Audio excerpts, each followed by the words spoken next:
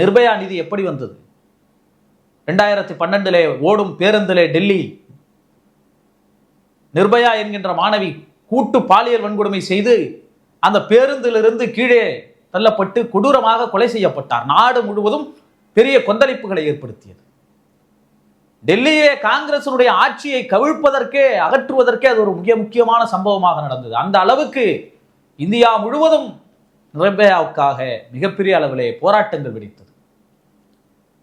அந்த நிர்பயா அவர்களுடைய மரணத்திற்கு பிறகு இதுபோல சம்பவங்கள் பெண்களுக்கு நடக்கக்கூடாது, அதை குறைக்க வேண்டும் என்பதற்காக விரைவு நீதிமன்றங்கள், பாலியல் குற்றங்களுக்கு பெண்களுக்கு நீதி வழங்குவதற்காக விரைவு நீதிமன்றங்களை அமைப்பதற்காக கிட்டத்தட்ட 1000 கோடி ரூபாய் அன்றைக்கு விடுவித்து நிர்பயாக்கள் நிதி என்கின்ற ஒரு திட்டத்தை காங்கிரஸ் ஆட்சி காலத்திலே ப. சிதம்பரம் அவர்கள் கொண்டு வந்தார்.